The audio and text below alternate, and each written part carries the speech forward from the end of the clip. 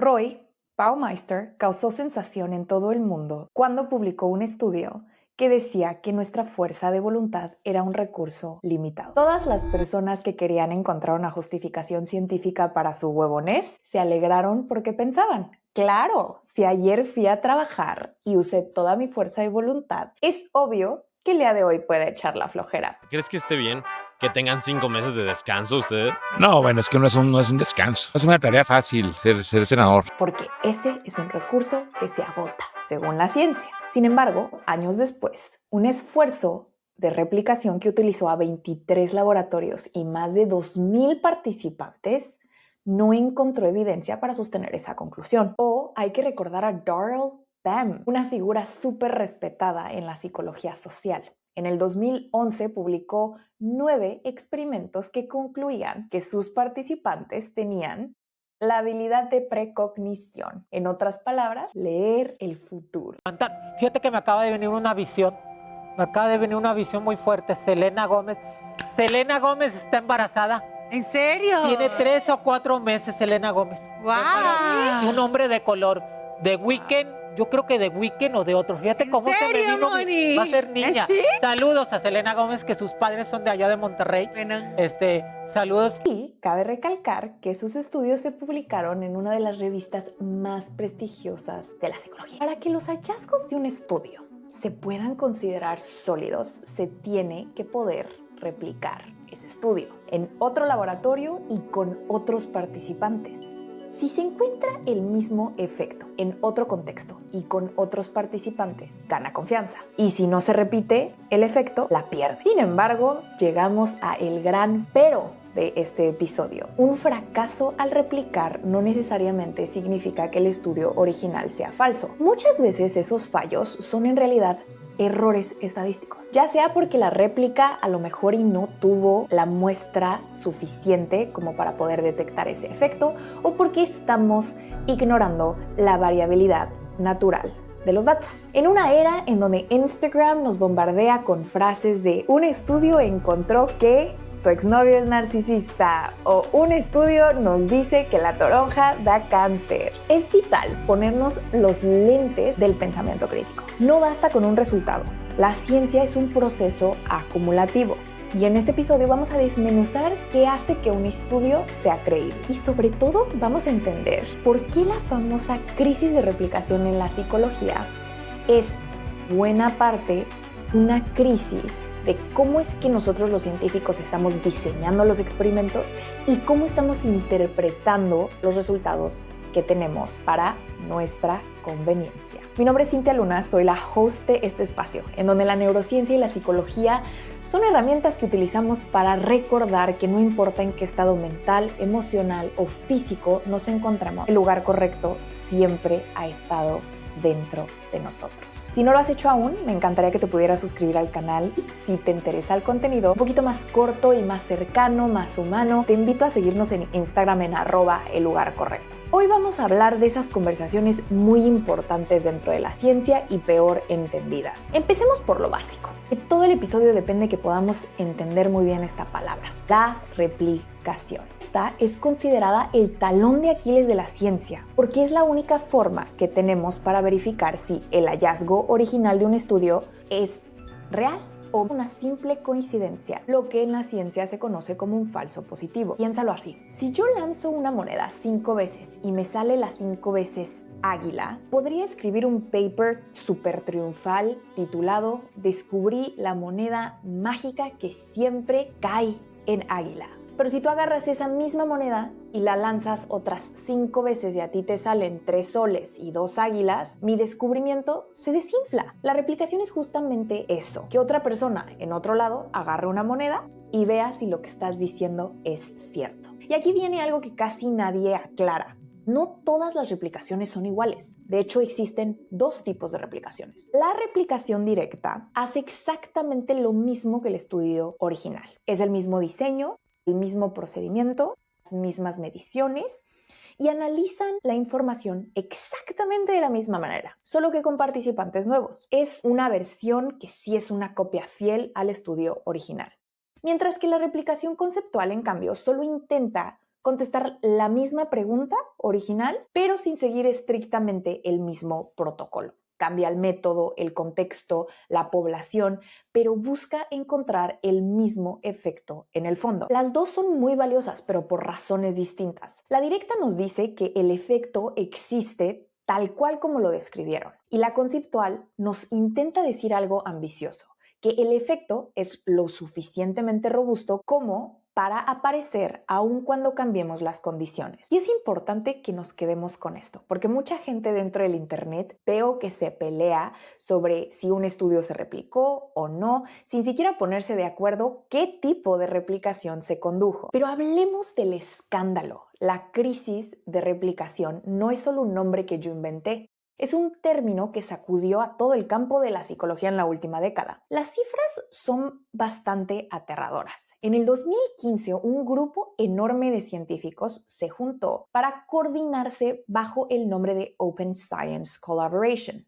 Este se propuso a replicar 100 estudios de la psicología, publicados en las mejores revistas, las más creíbles. El resultado, menos de la mitad de los estudios daba el mismo resultado a los originales. Y por un momento parecía que todo el campo de la psicología estaba cimentado en mentiras. Y no fue solo la psicología. Amgen intentó replicar más de 50 estudios que fueron súper importantes para encontrar el tratamiento para el cáncer. Esta compañía solo pudo reproducir los resultados originales a únicamente 11% de esos 50 estudios.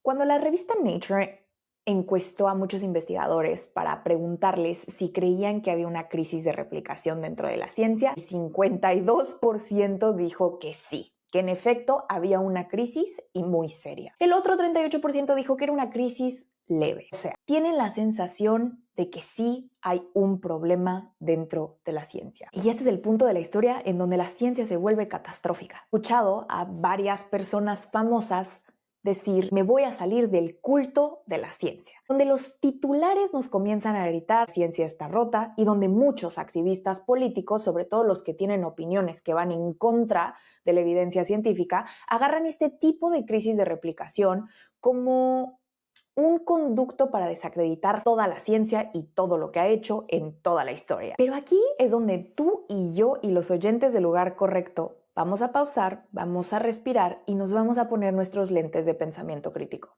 Porque la pregunta que nadie, casi nadie, se hace, y es la más importante de todas, es: cuando un estudio fracasa al replicarse, ¿qué es lo que eso significa realmente? Aquí va a entrar un paper que es la columna vertebral de este episodio. En el 2015, 3 investigadores, Scott Maxwell, Michael Liu y George Howard, publicaron un artículo en la revista American Psychologist con un título que casi era una provocación para muchos científicos. La psicología está sufriendo una crisis de replicación. ¿Qué realmente es lo que significa cuando hablamos de fracasar al replicar? Su tesis incomodaba muchísimo. En lo personal opino que esa tesis fue muy elegante y muy liberadora. Dicen textualmente que muchos de estos supuestos fracasos al replicar no eran fracasos al replicar en lo absoluto. Cuando un estudio original encuentra un efecto y luego una réplica no lo encuentra, la conclusión automática es que el original era una mentira o un falso positivo. Pero fíjate en lo que estamos haciendo sin darnos cuenta. Estamos tratando un resultado no significativo de la réplica como si fuera una prueba de que el efecto del estudio original no existiera. Y eso, en la estadística, es un pecado capital. Maxwell y sus colegas lo dicen con una frase que deberíamos tatuarnos en nuestro bracito. No rechazar la hipótesis nula no es lo mismo que no aceptarla. La traducción en español, para que tú y yo la podamos entender, es que un estudio no haya encontrado un efecto no demuestra en lo absoluto estadísticamente que el efecto no exista. Solo demuestra que ese estudio, ese punto de información, no lo encontró. Vamos a poner un ejemplo mundano. Es como si empezáramos a buscar las llaves de nuestro coche en la sala y que, como no las encontramos, concluyamos triunfalmente que las llaves no existen. Pero no, las llaves pueden estar o en la cocina o en nuestra bolsa, o a lo mejor las estamos buscando con las luces apagadas y no nos estamos dando cuenta en dónde están. Por eso, los autores proponen una palabra muchísimo más honesta para describir lo que pasa cuando una réplica no demuestra el efecto. Los resultados son inciertos, es decir, resultados que ni confirman ni contradicen el estudio original. Lo que ellos se refieren con que los resultados son inciertos es que no sabemos todavía. Y ojo con este dato porque nos da un poquito de escalofríos. Cuando un grupo de científicos revisó los estudios con todos estos resultados que habían dicho que eran no significativos, encontró que el 37% de ellos afirmaba erróneamente haber probado que el original estaba mal. Más de un tercio de los científicos cometiendo exactamente el mismo error que acabamos de descubrir. Entonces, a ver, si no encontramos efecto y eso no prueba que el efecto no existe, ¿por qué tantas réplicas no están encontrando el efecto? Y aquí está el villano principal de nuestra historia. Te voy a presentar un concepto que cambió por completo el cómo leo los estudios científicos. Se llama poder estadístico. El poder estadístico es simplemente la capacidad que tiene un estudio de detectar un efecto que sí es real. Es la sensibilidad del detector con el que estamos midiendo. Imagínate que el efecto que buscas es una estrella muy tenue dentro de un cielo nocturno. El poder estadístico en este caso sería el tamaño de tu telescopio. Si tu telescopio es muy chiquito, un estudio con pocos participantes, tú vas a poder apuntar directo a la estrella y aún así no la vas a poder ver. No porque la estrella no esté ahí, sino porque el instrumento que estás utilizando no te da para tanto. Eso es lo que argumentan Maxwell y Howard sobre la famosa Open Science Collaboration, que prácticamente todas estas 100 réplicas tenían un poder estadístico inaceptablemente bajo. El número de los participantes dentro de estos estudios eran tan pequeños que no tenían realmente posibilidad razonable de poder detectar un efecto, aun cuando sí existiera un efecto real. Y hay dos razones el por qué las réplicas terminan siendo más débiles de lo que la gente cree. Antes de seguir, vamos a entender una sola palabra que nos va a llevar muy lejos: el tamaño del efecto. Suena muy técnico, pero es facilísimo.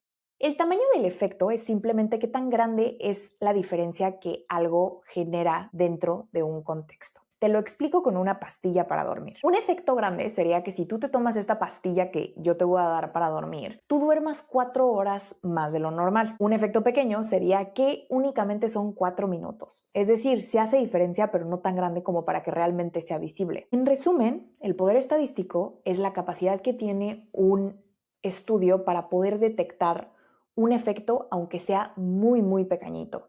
Entre más gente colabore dentro de un estudio, es decir, mientras más participantes tenga, más fácil va a ser ver ese efecto por más pequeñito que sea. Y eso es precisamente lo que Maxwell critica dentro de la réplica de Open Science, que la mayoría de los estudios que tomaron tenían muestras muy pequeñas. Réplicas terminan siendo muy débiles por dos razones. La primera es que los estudios originales casi siempre están exagerando. Vamos a poner Instagram como ejemplo. Cuando una persona publica sus fotos y solo las fotos en las que sale guapísima, tú pensarías que esa persona siempre se ve así, pero la verdad es que es mentira. Esas fueron las mejores que tomaron y las que ellos decidieron publicar. Con los estudios pasa exactamente igual. Sobre cualquier tema se hacen demasiados estudios y los que terminan siendo los suertudos de ser publicados son aquellos que pudieron encontrar un efecto un poquitito más grande que todos los demás. Los estudios aburridos y los que no son alarmantes ni amarillistas se quedan en el cajón y eso es a lo que llamamos sesgo de publicación. El estudio que tú lees publicado es como la foto guapa de una persona. Te muestra un efecto más grande del que de verdad existe. Así que cuando alguien intenta replicar con un estudio con números que de por sí ya estaban inflados, está destinado a fracasar. La razón número 2 es que para repetir un estudio necesitas todavía más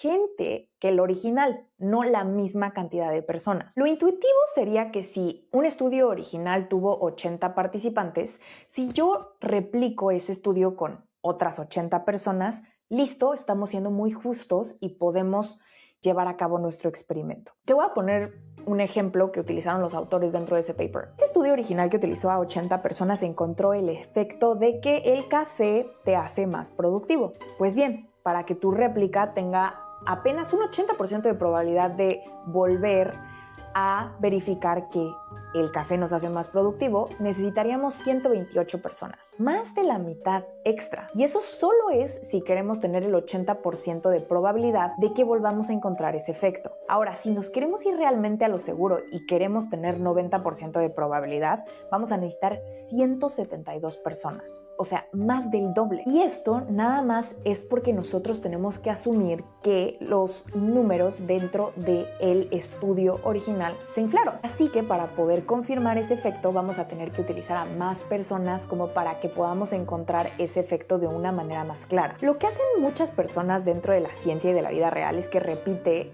el mismo estudio con el mismo número de participantes sintiéndose muy justos. Hay que aclarar también que es muy caro llevar a cabo la ciencia y cada participante probablemente te cueste de 10 a 20 euros, sobre todo si te van a dar horas de su tiempo para hacer un estudio. Entonces no es tan fácil conseguir 172 personas que voluntariamente se van a sentar 3 horas de su tiempo privado para ayudarte a ti a encontrar un efecto. Muchos de estos estudios agarran el mismo número de participantes que tuvieron el original y dicen ya estamos siendo muy justos, pero en realidad necesitaríamos muchísimo más personas. Usted ahí en casita póngase a pensar, imagínense hacerle una resonancia magnética a 172 personas cuando la hora dentro de una de esas máquinas te cuesta 600 libras esterlinas. Es financieramente casi imposible. Imaginemos que este estudio original publica que sí encontró un efecto y digamos que es un efecto del 0.50. Este efecto no es una verdad absoluta, es un estimado tembloroso porque salió de medir a poca gente. Es como cuando tú le preguntas a 5 amigas saliendo del cine si le gustó la película. 3 te dicen que sí y entonces tú concluyes, al 60% de la población mundial le gustó esa película. Cuando tú y yo sabemos que si le preguntamos a otras 3 personas, esas 3 personas van a lo mejor decirte que no y entonces este efecto sería muchísimo más pequeño. Muchos de los problemas dentro de la ciencia viene de cómo se interpretan los resultados. Uno de los errores más grandes que hay dentro de estas réplicas es que agarramos el original y vemos si hay efecto.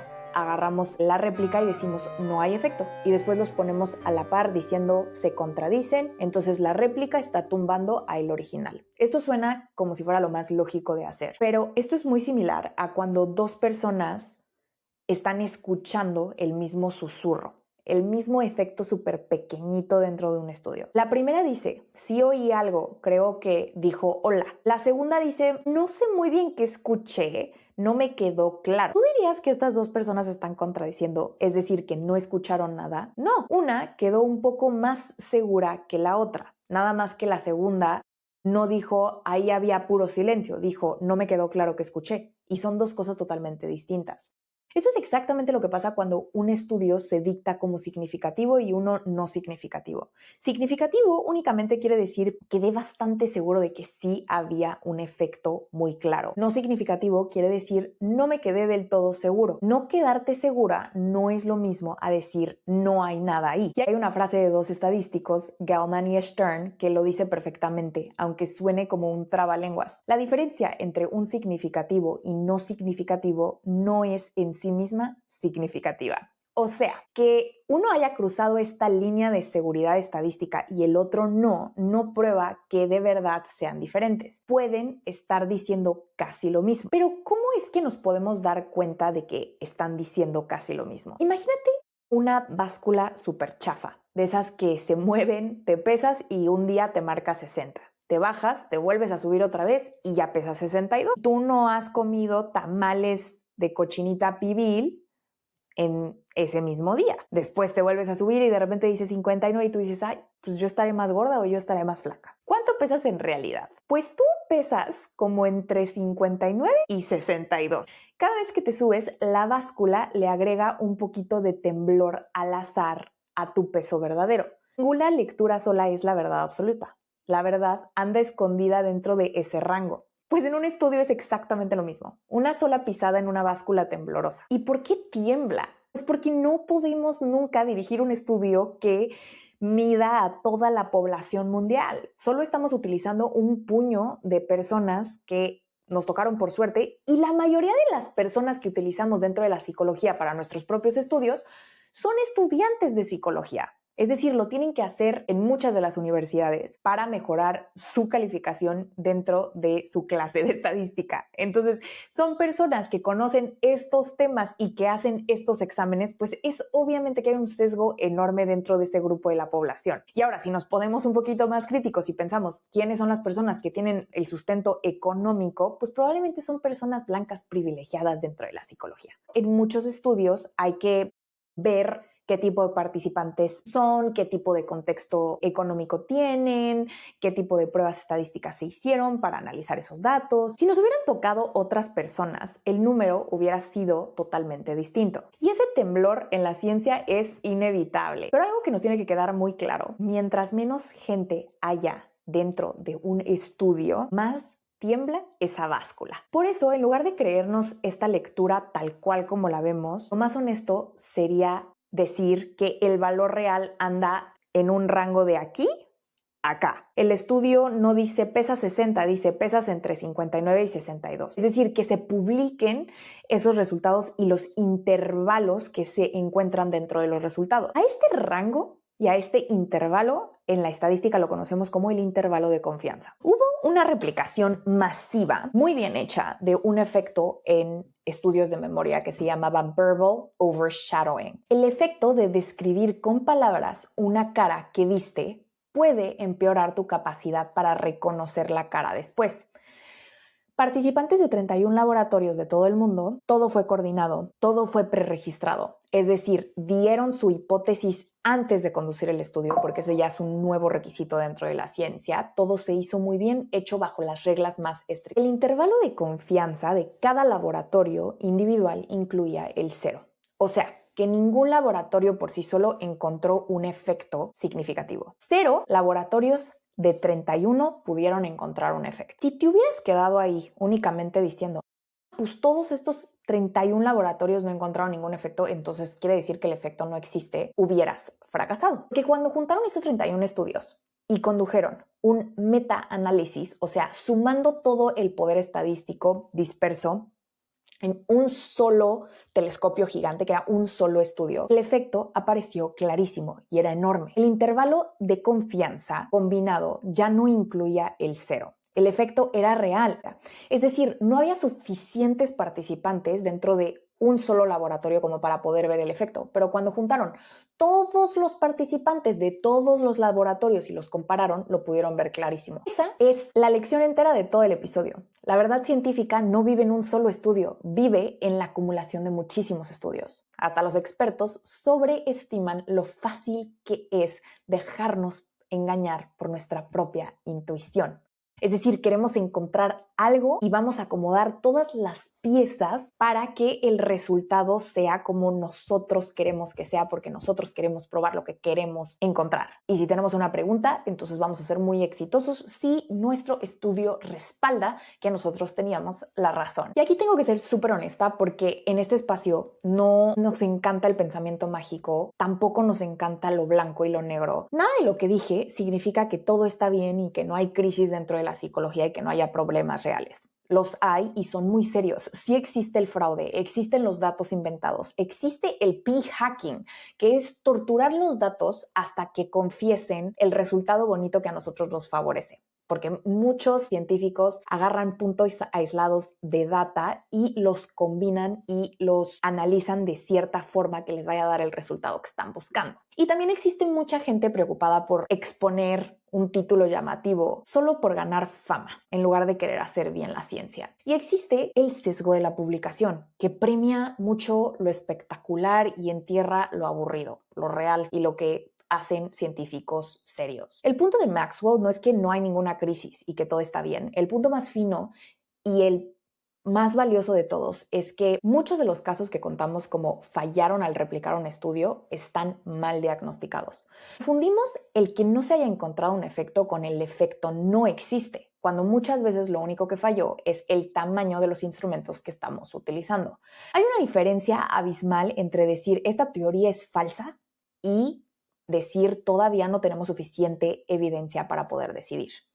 La primera cierra la puerta y la segunda la deja abierta para seguir investigando y seguir acumulando evidencia. Y la ciencia honesta siempre se deja liderar por la segunda. Quiere decir que una vez que ya diagnosticáramos el problema de las replicaciones, los autores nos dan la receta y la comunidad científica propone muchísimas cosas. Y ninguna de ellas es confía ciegamente en mí. Hacer más réplicas y no menos. No réplicas sueltas, sino muchas que estén diseñadas desde el principio para juntarse todas dentro de un metaanálisis. Una sola réplica casi no nos sirve de nada y no nos alcanza para poder realmente ver si sí hay un efecto. Solo nos sirve cuando las podemos diseñar de cierta manera que las vamos a juntar con otros estudios de otros laboratorios para ganar más potencia estadística. Lo segundo es muestras muchísimo más grandes. Si quieres detectar efectos muy pequeñitos, que normalmente son los que queremos ver dentro de la psicología, demostrar que un efecto es prácticamente cero, necesitamos números que nos asusten. El paper calcula que para demostrar que un efecto es esencialmente nulo, necesitaríamos más de 1,700 personas por grupo dentro de los estudios. Por eso, un estudio muy chiquito jamás va a poder cerrar un debate. Tercero, necesitamos herramientas estadísticas muchísimo más honestas, no solo un sí o no. Métodos que utilicemos para analizar la información que nos puedan dar una probabilidad real de en qué porcentaje los datos que tenemos apoyan nuestra hipótesis. Y para eso se utilizan muchísimas veces los métodos bayesianos, lo cual podríamos desglosar todo otro episodio alterno. Pónganme en los comentarios si quieren sobre los diferentes métodos científicos que hay para analizar los datos. Lo cuarto es preregistrar los estudios. Es decir, antes de publicar algo, un año antes tenemos que registrar nuestra pregunta, tenemos que registrar cómo la vamos a analizar y tenemos que tener todo diseñado. Nada de que vamos viendo mientras lo vamos haciendo, porque así podemos hacer la receta que queramos. Muchos estudios, muchos journals serios ahora piden preregistrar todos los datos antes de conducir un estudio. Y algunas personas y científicos dicen que deberíamos de cambiar el umbral de significancia clásico de 0.05 a 0.005, muchísimo más estricto de lo que tenemos ahorita, y argumentan que esto simple podría cambiar de inmediato todos los falsos positivos. Por eso todavía está en un debate enorme y no todo el mundo está de acuerdo, pero también es parte de la posible solución. Lo que esto significa para mí, regresar al principio. A Baumeister y su fuerza de voluntad, a Bem y a su precognición, a las poses de poder que vimos en aquel TED Talk que tiene más de 40 millones de vistas, todos estos casos tienen algo en común. Y no es que la psicología sea una farsa, es que ninguno se resuelve con un solo estudio, ni el que lo afirma ni el que lo niega. La verdad no está nunca dentro de un solo paper. Está en el lento, terco y poco glamuroso proceso de acumular evidencia, estudio tras estudio, experiencia tras experiencia, telescopio sobre telescopio. Y por eso es que esto importa dentro de nuestra vida y no solo en la vida de los científicos. Porque mañana vas a abrir Instagram y alguien con una voz segura te va a decir que un estudio demostró ... Y que ahora tú, después de escuchar este episodio, tienes los lentes para preguntar, a ver, ¿un estudio? ¿Uno solo? ¿Con cuánta gente? ¿Se ha replicado? ¿O qué tipo de replicación fue? O a lo mejor y estamos confundiendo el que no hayan encontrado un efecto con el que no exista. Ese escepticismo no es frialdad. Es respeto por la complejidad que conforma la ciencia de los humanos. Y aquí lo decimos siempre. Nada es blanco y negro y cada quien tiene su propia historia y no hay un solo camino correcto. La ciencia funciona exactamente igual. No avanza con certezas absolutas, sino por un empuja y jala de ideas contradictorias que nos acercan cada vez un poquito más a la verdad. Te voy a confesar algo desde mi perspectiva. En todo esto hay una teoría que para mí brilla dentro de este tema, la de Bowlby, la del apego. Y brilla justo aquí en esta conversación sobre la incertidumbre. Porque muchos que amamos la ciencia, muchos de los que pedimos evidencia para todo, a veces no la estamos pidiendo solo porque queremos ser estrictos y éticos. A veces la usamos como una forma de validarnos. Muchos crecimos en entornos donde se nos hizo dudar de lo que sentíamos, donde tuvimos que ir decodificando y descifrando el ambiente para construir una estructura del ser que se sienta segura. Y sin darnos cuenta, podemos ir poco a poco desplazando el lente de la desconfianza con el que aprendimos a ver el mundo, a nuestra propia ciencia, o exigiendo pruebas absolutas para creer cualquier cosa, o tumbando todo a la primera duda. Así como el apego seguro no se construye negando el dolor viejo, sino acumulando experiencias nuevas que poco a poco vayan corrigiendo el dolor de las antiguas. La ciencia bien hecha hace exactamente lo mismo. Sostiene la incertidumbre, sin gritar es falso o no existe, y sin creer ciegamente que es cierto. Sabe esperar, sabe decir todavía no sin cerrarse a la posibilidad de que algo exista. Eso para mí es lo más sanador de entender bien la replicación, que la madurez en la ciencia y en la vida no es tener todas las respuestas, es poder quedarte dentro de la incertidumbre sin angustiarte, sin sentenciar, dándole a la realidad la oportunidad de mostrarte algo nuevo. Igualito que un vínculo de apego seguro. No hay cura para el trauma, solo ciencia, humor y sensibilidad. Y parte de la ciencia es aprender a vivir cómodos con la palabra todavía no sabemos, porque esa honestidad, la de no querer fingir certezas que no tenemos. Gracias por quedarte hasta aquí, por pensar conmigo y por no conformarte con los títulos amarillistas fáciles. Si este episodio te hizo ver las noticias de la ciencia con otros ojos, con esa persona que te manda capturas de pantalla de estudios milagrosos. Suscríbete al canal para no perderte los próximos episodios, y si tú quieres contenido un poquito más corto y un poquito más humano, nos vemos en Instagram en @ellugarcorrecto. Nos escuchamos en el próximo episodio y recuerda que el lugar correcto siempre ha estado dentro de ti.